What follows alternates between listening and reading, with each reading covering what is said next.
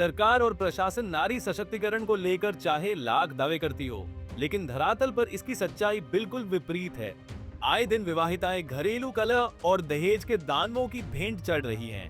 इसी का ताजा उदाहरण पलवल से सामने आया है, जहां गांव मित्रोल में दहेज के दानवों ने स्कॉर्पियो गाड़ी की मांग पूरी न होने के चलते एक विवाहिता को मौत के घाट उतार दिया।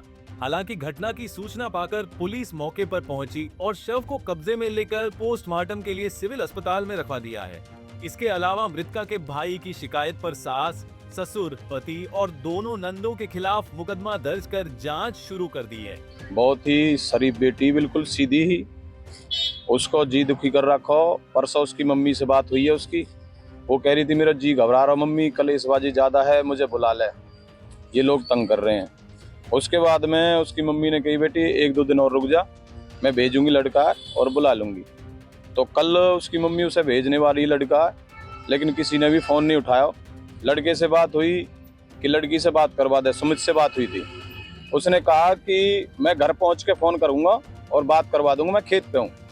दादी से बात हुई, दादी ने कहा कि लड़की और लड़का खेत पे हैं, जब वो आ जाएंगे मैं बात करवा दूंगी। यहीं उनकी बात पकड़ी गई। इसमें दादी को भी इन्वॉल्वमेंट है, दादी इस साजिश में शामिल है और दादी ने हत्या करवाने में पूरा समर्थन दिया, संग दिया है। जो पड़ोसी हैं उनने देखी है, लड़की खाट पर लिटा रखी ही, सिर उघाड़ा पड़े हो। जो लोकल डॉक्टर था वो बुलाया उन्होंने, उसने ट्रीटमेंट करने से मना कर दिए। उसके बाद में वो बामनी खेरा गांव में जो लोकल हॉस्पिटल है वहां लेके गए हैं, जबकि पलवल में बड़े हॉस्पिटल हैं। साजिश को तो यहाँ सारा भांडा फोड़ रहा है। कई घंटा वहां पर रही है वो, लड़की को पूरा शरीर अकड़ गया है, आंख के ऊपर लीलो निशान पड़ रहा है चोट को, गले पे निशान है इस तरह से तिरछा। ना उसने कोई खुदकुशी की है, ना वो मरी अपने आप, उसको मारा गया है।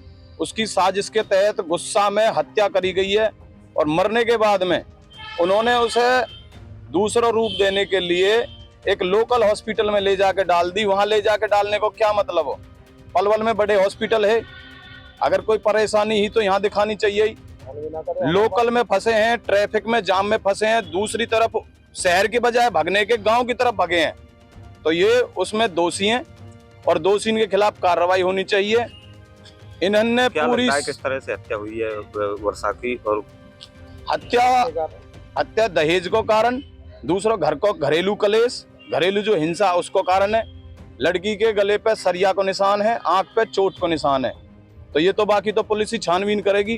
असलियत में हमारी तरफ से जो लोगों ने देखी है, ना तो वो लोग मौजूद हैं, पोस्टमार्टम के टाइम पे भी नहीं आए, कल वहाँ हॉस्पिटल में भी नहीं पाए, ना उनके गांव के मौजूदा कोई आदमी वहाँ था, नहीं कोई गांव का मौजूदा सरपंच था, ना यहाँ पे है।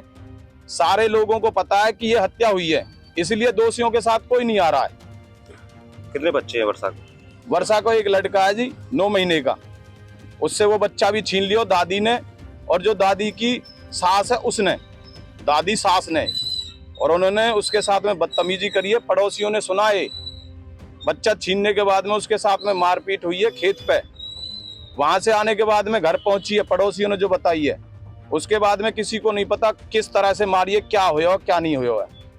ये मामला सारा हत्या का और दहेज का है। दहेज में क्या मांग करते थे? स्कॉर्पियो मांगे जी।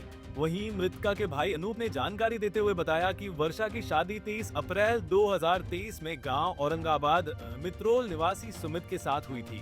हमने शादी के समय अपनी हैसियत के अनुसार दहेज दिया था, जिसकी लिस्ट आज भी हमारे पास है, लेकिन उसके ससुराल वाले दहेज से खुश नहीं थे और इसी के चलते शादी के अगले दिन से ही वर्षा की सास, ससुर, पति और 2 नंदे कम दहेज लाने के ताने देने लगी।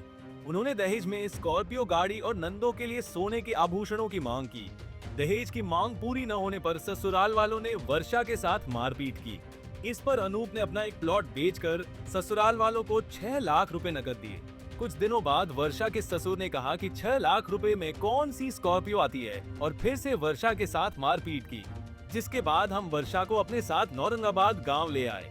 बाद में ससुराल वाले पंचायत लेकर आए और आगे से ऐसा न करने का आश्वासन देकर वर्षा को वापस अपने साथ ले गए, लेकिन अब उन्होंने लालच के चलते वर्षा का गला दबाकर उसे मौत के घाट उतार दिया।